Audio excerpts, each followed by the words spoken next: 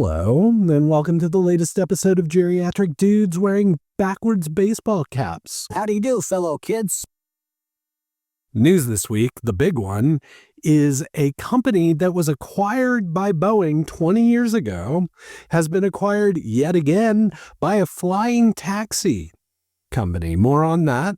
A bunch of companies got recognized on the Inc. 5000. I will share the top 10 Portland companies that were recognized on this year's list. Panic, our friends at Panic released a new title. You know, they're publishing the video games now. Famous Mac software firm has moved into video games, and this one's from the folks who did Untitled Goose Game. So you're going to stay tuned for that. And then a couple founder interviews or founder pieces that I want to talk about. Thai women announced their finalists, and they should have a winner. I didn't hear who it was, but they should have a winner this week. And of course, if you stick around until the very end, I will devolve into secrets where I tell you about things that I probably shouldn't talk about on camera, but I will. And of course, if you're like, I don't have time for all the stories, I will chop it up into chapters. So if there's something specific you wanted to pay attention to, please look below for chapters to jump to the story you'd like to jump to. Okay, quick hits, last minute call to action. If you're watching this on Friday or early on Saturday, August 15th, this is the day that Business Oregon has requested as the due date for the survey they put out about the Oregon 10-year innovation plan. I will provide the link below. If you would like to provide feedback on that plan, I know it's short notice if you're just catching it right now, but even the most minimal feedback would be incredibly valuable for this.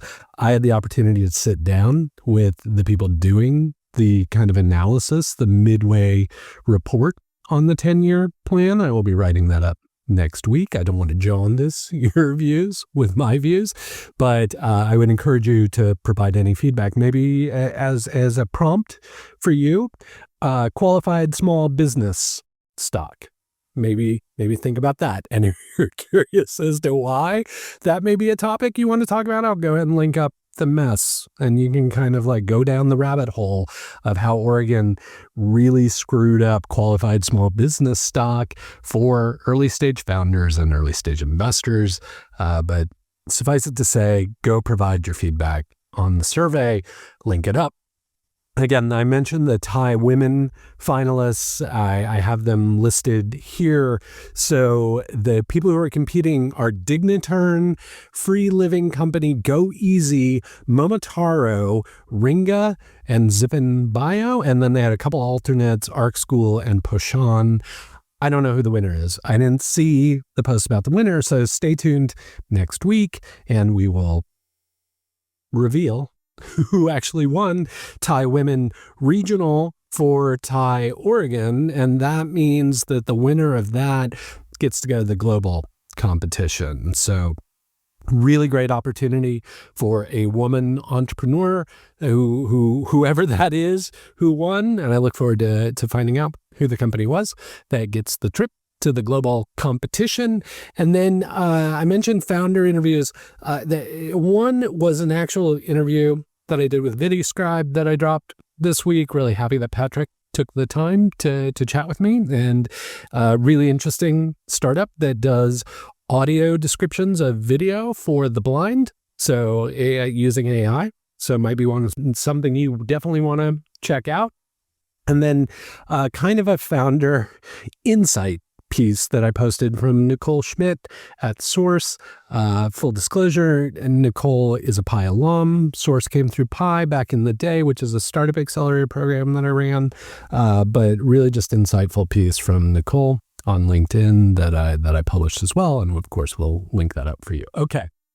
Let's get into the deep dive. So I mentioned that a local company that had been acquired by Boeing was acquired yet again. So about 20 years ago, there's a drone company called Insitu that's in the Gorge, so Columbia Gorge area. If you're not familiar with our region, Portland sits on the Columbia River, but if you go back east a little bit on the Columbia, if you go upstream, that's where Insitu is located. And they are really the granddaddy of drone activity here in the region.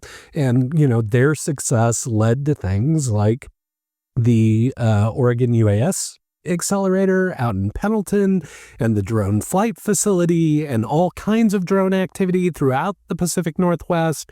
Insitu can actually be credited with that activity. And because they were working on such compelling things, Boeing picked them up about 20 years ago, acquired them, and they kind of remained this somewhat independent, wholly owned subsidiary working on drone stuff. Well, it appears that Boeing is ready to divest from those assets. So I think there were 3 or 4 companies in total that Boeing wound up selling to Archer. And that was announced this week. And if you're not familiar with Archer, I wasn't, but I done some digging, and it's super interesting what they're working on. It's like a really, really big swing. What Archer does, by way of analogy, is they're kind of like Waymo, but for air taxis. So they're building autonomous air taxi drone thingamajigs that are capable of carrying people without pilots. So super interesting. Again, really big swing, like Panthalassa level big swing. And super excited to see what this whole new divestment of Boeing, that all these companies that are now part of Archer, if that really starts to move the company forward further, faster with all that expertise and knowledge and technology and all those kind of things. So super exciting for the drone space. I'm sure super excited for our friends at the Oregon UAS accelerator. So I wanted to make that the top news story because it's going to be something incredibly important for our region as this Waymo for air taxis comes to fruition. So of course I will keep an eye on it, even though it's not technically a startup, a company acquired 20 years ago. But I think the technology is so innovative and still cutting edge that it warrants keeping an eye on it. And no doubt we will see some other startup activities surrounding drones as it applies to this kind of air taxi concept. So stay tuned for more on Insitu and Archer and this new kind of amalgamation of drone technology that will be occurring here in the region. So it used to be the Inc. 500 to me is now the Inc. 5000, and a bunch of Portland, Oregon area companies wound up on the list. I think 38 in total made the list, but I wanted to share the top 10. The top 10 all appear in the top 1,000 of the Inc. list, and then the others are obviously, sprinkled throughout, as it were, but specifically wanted to highlight those companies that made the top 10, and I think the highest ranking was 230, 236, somewhere around there, but here's the list of companies from our region on the Inc. 5000 list this time around. I was going to say this week. This year. It's a yearly, it's an annual thing. So on the Inc. 5000 list, the top 10 are Studson, which makes the hat, the helmets, the hard hats, Zeal Logistics, Daniel House Club, Omorpho, which is the weighted workout vest suit kind of thing from former Nike people. Portland Gear, which makes used to be famous for the Portland hats, but now far more famous for their bags that they make that are very, very popular and really have converted the company from a apparel company into a bag company, which has been an interesting shift. Boulder Care, which I cover on a regular basis. If you're not familiar with Boulder Care, they are a service to help people deal with addiction, specifically opioid addiction. So really well timed and super positive impact kind of startup here in town. And again, I've been meaning to catch up with them. Hopefully we'll catch up with them soon, because I would love to hear more about what's going on with Boulder Care and what's next and all those kind of things. The Hemp Collect, Opt Real Estate, Home Matters Caregiving, which is elder care, which I will be ready for soon, being a geriatric dude wearing a backwards baseball cap. And finally, Amplified Wireless. So congratulations to all of the companies that made the Inc. 5000. That's a great recognition. It's nice to see so many companies in the area getting recognized by Inc. And I sincerely hope that the next time it comes around, we have even more than 38 companies on that list. Our friends at Panic have released another super interesting video game title. If you're not familiar with Panic, they originally started as a Mac software company with things like Transmit and Nova and things like that, that if you're a developer, especially a developer from way back when you used to have to use FTP all the time on your Mac, they build excellent software and have long been revered for the quality of software that they build, but they're here in Portland. So of course they're also like aggressively humble and don't tend to brag a lot about the amazing things that Panic does on a regular basis. But they also have continued to like iterate, branch out, do different things. So while they started in Mac software, they also had like a t-shirt business that blew up and did really well. And then they kind of got into video games and publishing those video games. So they published Untitled Goose Game, which became an overnight sensation and a huge hit. So that was amazing. They published Firewatch, which was a great game I played until I got stuck in a cave and couldn't figure out what to do with myself. So I need to pick that back up at some point. They created the Playdate, which was a gaming device that had a little hand crank, which introduced a really interesting kind of gaming dynamic to it. And I'm spacing the name of the company that they collaborated with to build that teenage. I will look it up. And provide it in the notes. But a really interesting piece of hardware to play games on. So Panic has done that. And now, from the same folks who did Untitled Goose Game, they've now released a game called The Big Walk. And The Big Walk is a multiplayer game that, has a little kind of Animal Crossing vibe to it. Is kind of a figure out puzzles as a group, talk to one another as a group. Obviously, it's The Big Walk, so explore as a group. If that sounds interesting to you, if you're somebody who often games with others online and, your options, unfortunately, are either games that involve extreme movements to collaborate with other people, or perhaps, on the Animal Crossing front, you don't get to collaborate with multiple people simultaneously. This is a really interesting group game dynamic that may be appealing to you and your online video game play. So, given my respect for Panic and their kind of taste-making excellence that they have, I would highly encourage you to think about trying out The Big Walk, and please let me know what you think about it. AI has changed so many things for us in the tech industry, in positive ways, in negative ways. But what it has really done in the most amazing way is enable individuals to accomplish so much more. So the concept of having to have a co-founder or a team to build a company is definitely shifting. And if you need more perspective on this, Geoff Jensen gave a talk during Portland Startup Week. Slight aside, Portland Startup Week is dead. It's now Oregon Startup Week. But the last and final Portland Startup Week, Geoff gave this talk about being a solopreneur in the age of AI. And it's about an hour So goes through like not only the dynamics of what it's like existing in a startup under kind of the old model, but also brings you into the future and what you are capable of accomplishing as a solopreneur these days with AI at your side, as well as potential pitfalls of using AI or getting the AI psychosis or getting burnout because you're so excited about all the things you can build.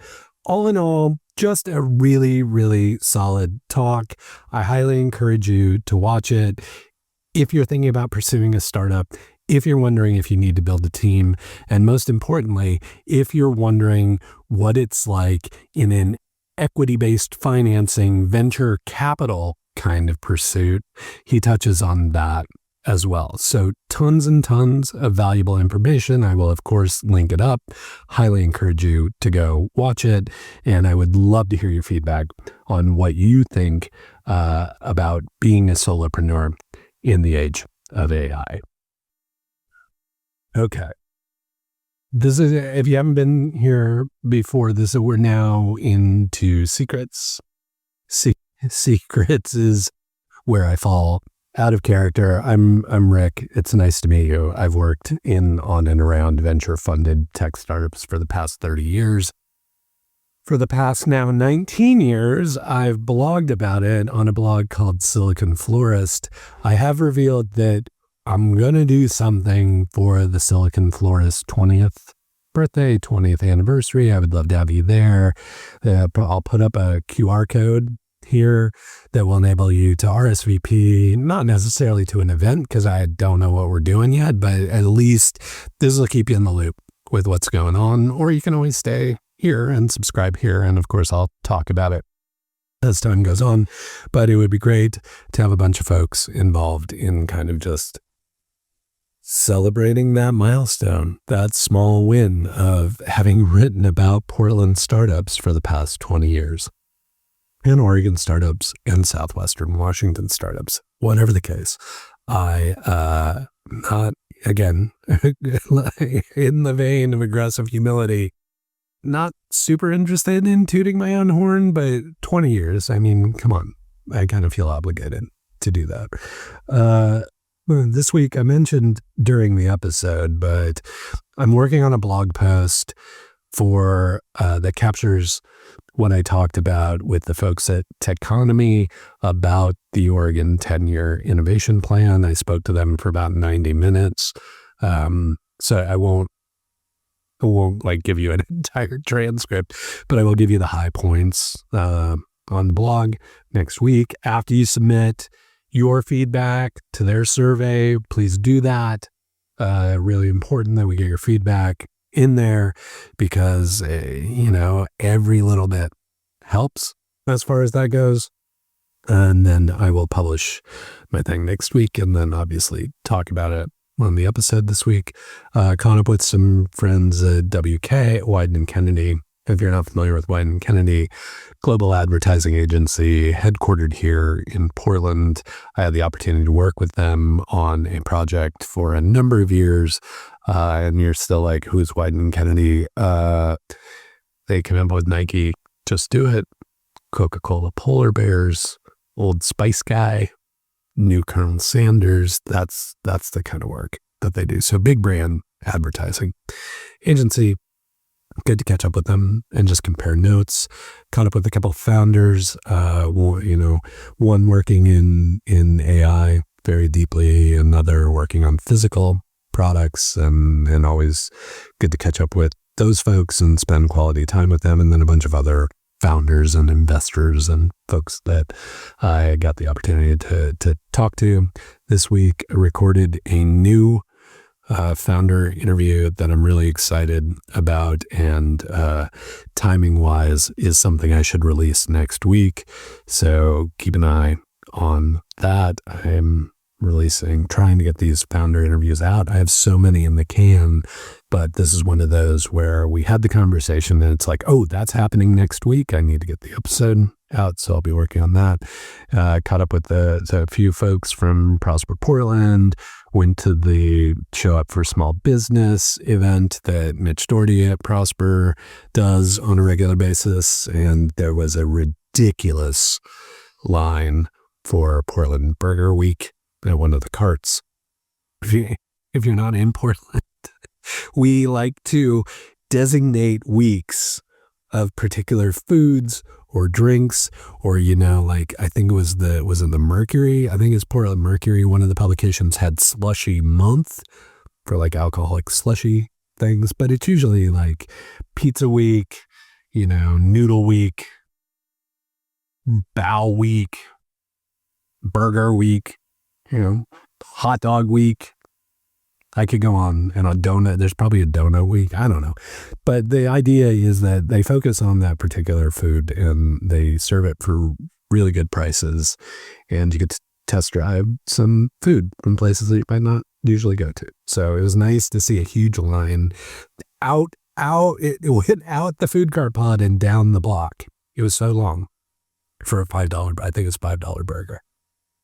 But cool that happened, and congratulations to Mitch on another successful Show Up for Small Business. That was nice. And then one of the highlights of the week was, remember I talked about Latino founders starting a new co-working space, Founders Hub space, co-working space for startups. Got a tour of that.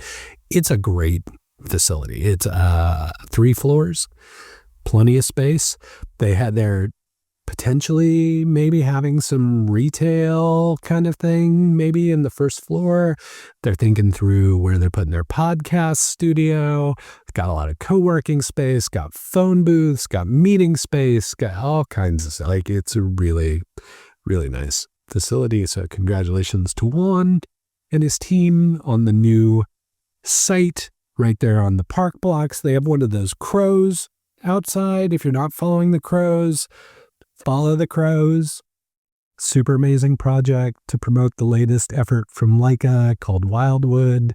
They did it before with the Coraline cats. It's something very similar, but it's basically artists get to design a crow. The sculptures are all the same, but they get to paint or augment the crow statues however they want, and they're placed throughout town, and you can see one directly from the Latino Founders Hub. So it was really nice to get the opportunity to do that. So thank you, Juan, for the tour. Super helpful. Okay, that's about it. Secrets are going really long. Hope you're holding up. Hope you're hanging in there. And until we get the chance to chat again, please keep up the good work.